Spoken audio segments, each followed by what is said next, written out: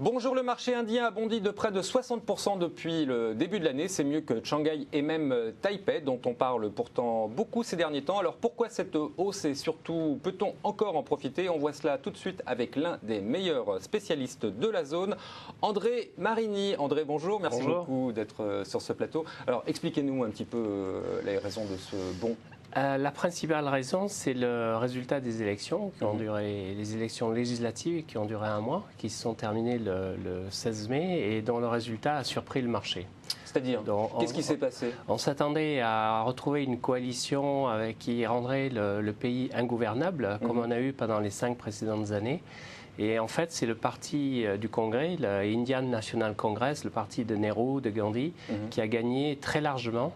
Et ce qui lui permet de faire une coalition avec 2 ou 3 autres petits partis qui lui donne une majorité d'à peu près 330 sièges sur 540. Et en quoi c'est bien? C'est important parce qu'il va pouvoir faire les réformes qu'il n'a pas faites pendant 5 ans.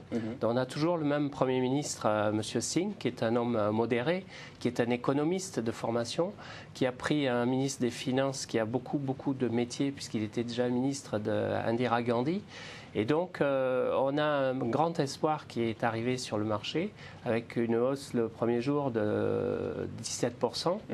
Les étrangers qui sont revenus, les capitaux sont revenus, les fonds indiens étaient peu investis parce qu'ils avaient peur du résultat des élections et ils ont investi massivement.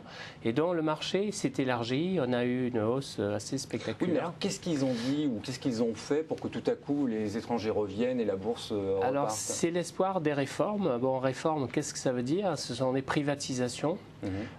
C'est également leur relance des projets d'infrastructure, leur financement, parce qu'il y avait des problèmes de financement.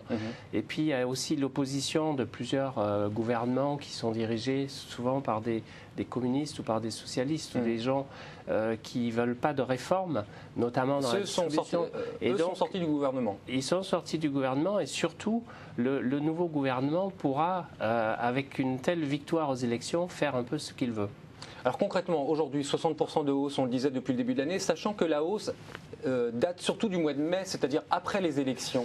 Alors concrètement, qu'est-ce qu'on peut faire quand on a 60% de hausse? Eh bien, il faut continuer à acheter parce que le marché... On a 60% de hausse et vous suivez encore, vous? Non, on avait gagné 20% à peu près avant les élections. Bon, on a rajouté une bonne partie et c'est parce que l'espoir de croissance déjà, la croissance l'an prochain devrait atteindre 7%, cette année à peu près 6%. Donc c'est un des rares pays qui dépend peu de l'exportation en Asie. Et donc on a un espoir de croissance renouvelée avec de grands projets d'infrastructures qui vont être financés. Vous savez qu'en Inde, il y a un énorme besoin d'électricité, d'eau, d'adduction d'eau. Tout reste à faire. On les connaît, les problèmes de l'Inde, mais c'est pas ce qui a fait marcher par le passé. Donc concrètement, est-ce qu'aujourd'hui, c'est pas trop risqué? On sait qu'il y a eu pas mal de scandales sur ce marché également. Pour vous, investisseurs étrangers, c'est pas dangereux? Non, c'est pas dangereux. Le marché se paie à peu près 13-14 fois les bénéfices de 2010. Est-ce que ça a un sens de dire ça? Parce que bon, ici, dans la zone euro, effectivement, mais là, est-ce que concrètement, est-ce que les bilans sont solides? Est-ce qu'on vous dit la vérité? Est-ce que vous investissez pas un petit peu? Dans la grande majorité, les bilans sont propres. Bon, il y a eu l'affaire Satyam, il y a eu l'affaire Ambaxi, mais l'affaire Satyam est réglée puisque ça a été racheté par Tech Mahindra. Et donc, le système indien est d'origine britannique, dont les comptes sont propres. Et il y a des problèmes de corporate governance, mais comme partout ailleurs. Donc vous n'avez pas peur d'y aller? Non, pas du tout. Et surtout, le marché s'est beaucoup approfondi. Avant les élections, on pouvait travailler seulement sur une trentaine de valeurs. Maintenant, on a une centaine de valeurs, sinon 150 valeurs, où le volume s'est étoffé. On a un marché très profond aujourd'hui. Alors, vous avez un fonds qui s'appelle CRS Monde Indien. Comment va ce fonds?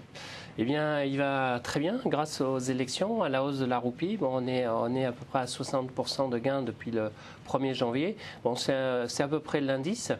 Mais on a beaucoup d'espoir. On a un fonds qui est beaucoup investi sur l'infrastructure, sur le développement de l'électrification. Vous avez combien de valeurs en portefeuille? Une trentaine de valeurs.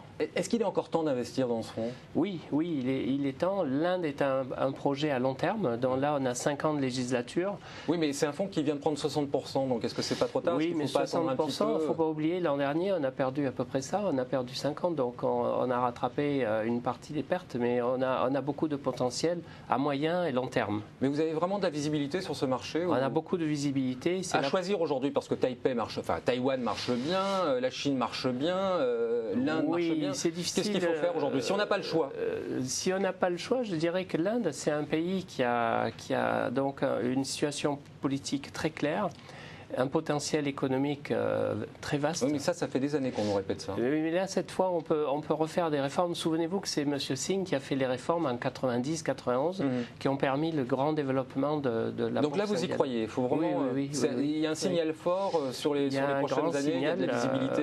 Le marché l'a reconnu parce que 17% de hausse en une journée, c'est rare quand même. Très bien.